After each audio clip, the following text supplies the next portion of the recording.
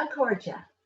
My name is Verena Roe, and I welcome you to my presentation, Then Came the Tams. As part of this virtual conference, the War of Independence comes to North Connemara. And I would like to thank Marie Mannion, Kathleen Villiers-Tuttle, and Professor Irene Whelan for inviting me to take part in this online Decade of Commemorations Clifton 2021 event. The immediate lead up to this story, the death of Thomas Whelan on the 14th of March, the killing of the two RIC officers in Clifton on the 16th of March, and the burning of the town of Clifton on the 17th of March, 1921, has already been explained by the previous speakers. Today, I will be speaking with reference and some excerpts from the memoirs of my grandmother, Mary Little Kane. My Mamo, because of a promise she made to her friend and revolutionary, Dr. Ada English, wrote her memories when she was in her 70s in the 1980s. And as she wrote, she told me about the happenings. So I have heard these stories many times, but to have her first-hand account written down is something very special. The events of which I am going to speak all happened on the Renvyle Peninsula, about 12 miles north of Clifton. And here the area is highlighted on the map, along with Tullycross, which is in the townland of Gertchy na Cloch. The area where the original Clochan of the townland was situated is often shortened to Gertchy. This is a very small place, yet it contained probably one of the best examples of how local agitation developed into the national struggle. The Land League was active. There were arrests for cattle drives, including arrests of women, and many evictions. The volunteers and others who were directly affected had spent years of suffering in severe poverty, leading in some cases to eviction, or in the Kane's case, near eviction, which was a traumatic event for all the family, especially the children. The boys who went on to become volunteers witnessed this visit from the sheriff when they were about between 10 and 14 years old. I quote Mary, "That story Tom told me with such feeling that the tears flowed down his cheeks while he told me. And I never hear of an eviction without a shudder." Mary Little married Tom Kane, my dado, brother of Joe Kane, and also Paddy Kane of the West Connemara Flying Column. Just to explain Flying Column, described by Collins Dictionary, is a force of troops equipped and organised to move swiftly and independently of a principal unit to which it is attached. The West Connemara Flying Column spent much of its time on the run, as they were in hiding, training and avoiding capture. They depended upon safe houses, which were places where they could go without notice and be sure of a welcome and discretion.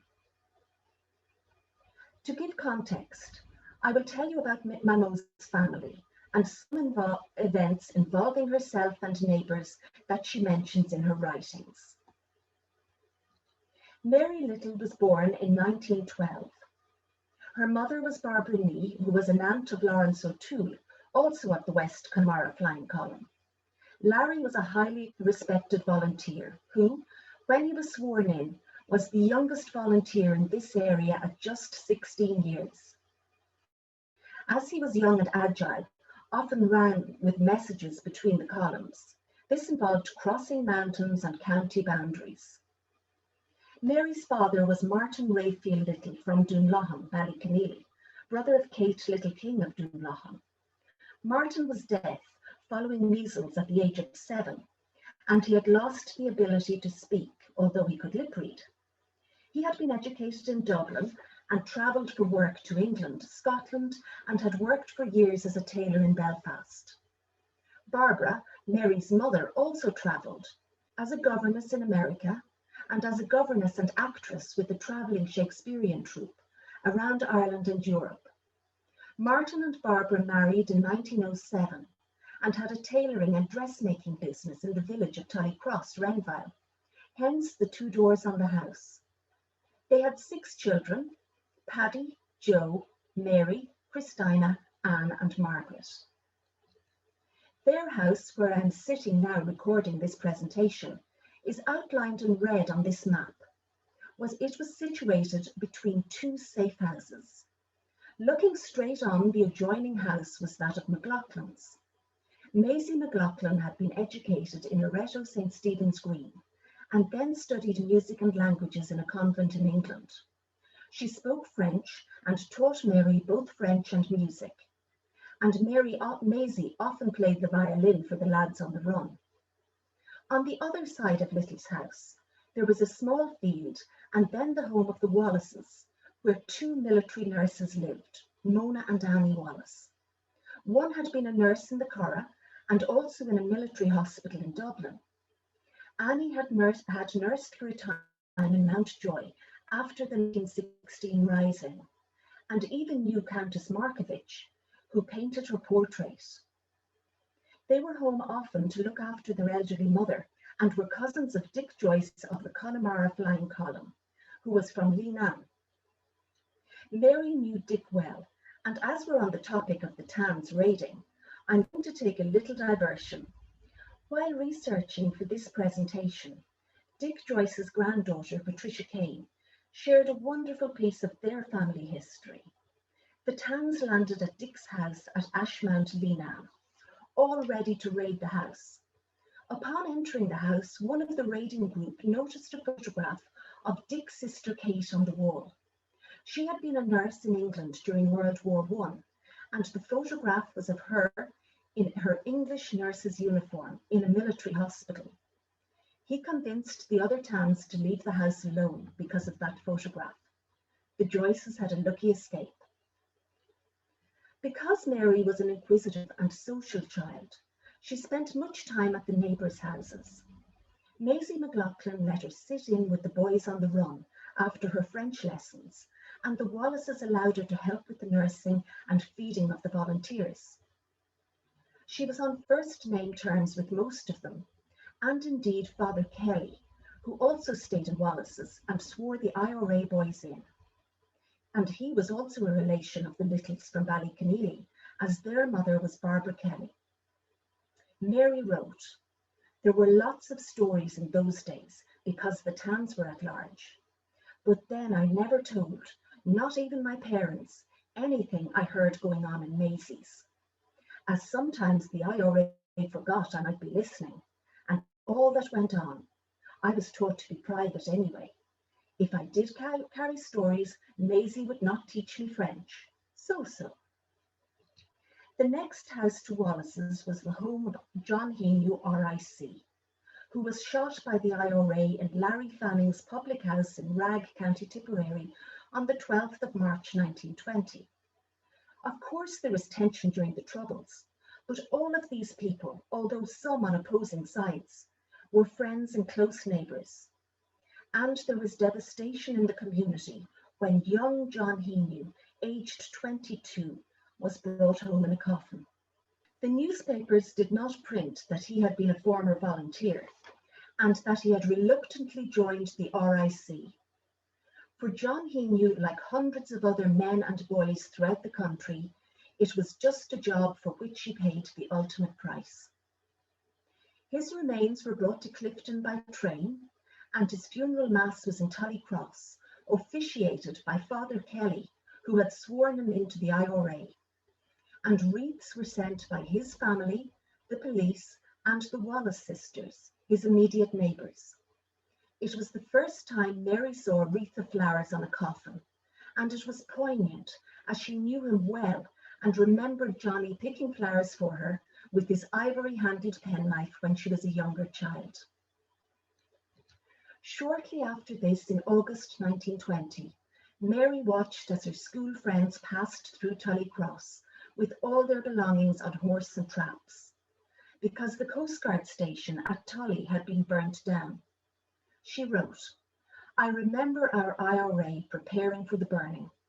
You see, if the station was not burned, we'd still have had British Sassenach's Admiralty owning and using it, even possibly as a barracks or have Sassenachs guarding it. Now, nobody had any dislike for the Coast Guards, but how could the SAS be allowed to own our sea and land? So our dear friends had to get out, and I was very sad when I saw them passing through our village on sidecars. I waved them goodbye and they waved back. I cried, but I did not let anyone see my tears. Then I did not understand how one could love a people but hate their rulers. Mary was 7.5 years old. This brings us to March 1921, when Mary was 10 years old, following the death of Thomas Whelan on the 14th of March in Dublin, and the death of the 2 policemen in Clifton on the 16th of March, the burning of the town of Clifton on the 17th of March 1921. I believe this to be the 20th of March, the first Sunday following those events in Clifton, because on page 37 of John Feehan's witness account in the Bureau of Military History, he describes leaving Clifton after the 2 policemen were killed on the 16th of March, making their way to their camp shown here in Allanavey, which is some 5 or 6 miles northeast of Clifton. By looking at the available maps of the townland, there was only ever one structure recorded on the Sassini 1897 map. Part of the townland takes in a lake, and there is also a well there. There is not a trace of there ever being a road through the townland, so they couldn't be surprised. John Feehan described their trip back to the camp in Allanavey after leaving Clifton. I quote, "It took some hours to reach the camp, and we were a pitiful sight when we reached there. And we just threw ourselves down, dog-tired with the sleep. Most of the men took off their boots to dry their stockings and just lay there in their bare feet. The guards at the camp got ready the tea, and 1 tin of boiling water turned over and scalded the feet of 2 of our men, Wallace and Kane. We had to have them treated and bandaged, and then he had to send the 2 men with them the following morning to take them home. That Kane who was burned was Paddy Kane of Gertrude, and he went to Gertrude, shown on the map, while the remainder of the uninjured men went on to a farmhouse close to Leenan. Here we have the Connemara flying column, with Paddy Kane highlighted, and also Larry O'Toole, who was on a job the day the photo was taken. I will follow with Mary's account of the 20th of March 1921. I am deliberately withholding the name of an RIC policeman mentioned. The red line on the 1836 OSI map on another slide follows the route the Tans took from Tullycross to Gertrude. One Sunday after dinner, as we were still sitting at the table, in burst the Tans, back and front door, no permission given or asked. They went right through our house, searched upstairs and downstairs, taking everything apart, upending beds and wardrobes and all of Dad's rolls of tweed fabric. They did not find anything, as Dad had already hidden his books and the literature, the kind the Tans would burn or kill for. My mother and I, of course full of curiosity, had to see what was going on outside, as there was commotion on the street. The Tans were everywhere. They were coming out at Martinmeads, and more were coming out carrying our Irish flag, which they had found in Maisie's. Maisie too was hauled out. They were tearing the flag, dancing on it, and getting ready to burn it, when Mom started to recite Barbara Fritcha. "Shoot if you must, this old grey head, but save your country's flag," she said. That maddened the Tans. I remember them shouting, "Shoot the bitch." Then 2 more came into our house and took out Dad, Joe and Paddy. They lined Dad, Mom and the 2 boys along in front of the house. The other Tans were abusing Mary and Maisie and stomping on the flag. Martin Mead too was also held up by them. My poor mother, in answer to their order to shoot, and before they got prepared to do so, proudly said, "We'd be honoured to die for Ireland." One Tan quickly said, "Don't shoot, boys." The other replied while raising his gun, "With a mother like her, they'll be badshees, so better shoot now." Suddenly, an auxiliary officer who was in charge stopped the Tans and said, "I'll not permit murder." The Tans were not happy about being chastised by their superior. They gave some last shoves and insults before they jumped in their big lorry and hurriedly went off towards Tully. We had no motors in those days, sidecars, horseback or carts, donkeys, etc., or mostly Shanks mare.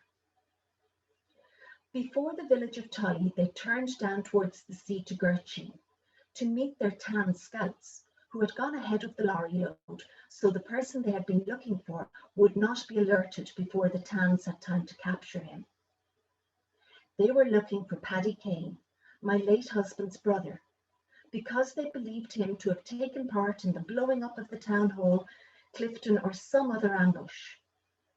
They met a man coming up from his land, Martin Walsh's hill, and the Tans stopped to ask him who was the group of men that they could see in the field down to the left of the hill towards the sea. The man replied, "They are men who are burying a dead bullock for a neighbour." They beat him as they believed the men were IRA drilling and that this man was lying to them. They gave some blows to another man for the same reason. Most of the group of Tans rushed to get the men who were in the field busy at work and oblivious to their approach. They beat those men so badly, with butts of rifles and whips, cat-o'-nine-tails, that some were bedridden for long weeks. I can't trust my memory for all the names of those men, but the ones I remember were the two Keneally boys, Mick and Jack Josie, and John Thomas Ruddy. The Tans told Jack Josie to go to Mrs. Quigley's for a stick. When he did, and Mrs. Quigley looked out and realised what was happening, she pulled young Jack Josie inside and put him out the back door and told him to run. He managed to escape down to the shore where he hid. Poor Mick paid for it, as he, like the other men, was being whipped, and he was really made suffer more. The Tans beat those boys so badly that some, one or two, never fully recovered. Some of the Tans not engaged in the beating of that gang of good neighbours went with the officer auxiliary above mentioned to look for Jack Josie and Paddy Kane. They met two young lads, friends and next-door neighbours, Tom Kane, my late husband, and Tom Welch, walking together along the Boreen, and asked them where they last saw Paddy Kane and which Keneally's house had a boy named Jack Josie. So Tom Kane could only look at the Tans and smile, as he always did when he got nervous. And Tom Walsh got so nervous that he couldn't talk and appeared to be dumb as he kept saying, "I don't know." So the Tans gave a blow in the face to Tom Kane and called him a cheeky bastard. They hit Tom Welch a bad blow and then told them, "Run." The boys were too frightened to run, but the Tans fired shots over their heads to make them move. At the same time, two more Tans had caught Tom Kane's Uncle Peter Keneally. They asked him his name, but before he could answer, his dog had torn the leg off another Tan's trouser and bitten him so bad that the Tan shot the dog. They were very near Kane's then, and Mrs. Annie Kane looked out to see where the shots came from and saw the Tans all about. She quickly warned Paddy, who, without thinking, just jumped naked and barefoot, grabbed his trousers and raced out the back door, and crouched down and ran by the fence and the shelter of the hedge to the seashore. He never stopped. He had no time to put on his trousers, and he ran and ran as best he could with his hurting, burned leg, until he got under Peter Walsh's at Mullagloss. The Tans burst in and searched Kane's house, turned it upside down around Mrs. Annie Kane, and found the bed warm and a shirt draped over the foot of it, and shoes and socks under it. There was hell to pay and the devil to pay it with. Poor Mrs. Annie Kane found it hard to convince them that she had lain on the bed, and that she thought Paddy might be in Tullycross or anywhere, as it was Sunday and Mass. How that poor mother must have suffered, and how much more when shortly after Joe was carried home to her almost dead. The Tans were mad after leaving Mrs. Annie Kane's. They then met Joe at the head of the road. He had been very ill. The doctor said he had rheumatic fever and that he was not to do any kind of hard work for 6 months. Prior to this, he had been working in County Monaghan, so he had a northern accent. The Tans immediately took it for granted that Joe was an IRA boy on the run, or as he looked poorly, that he had been down in Gertrude convalescing. They beat him very badly.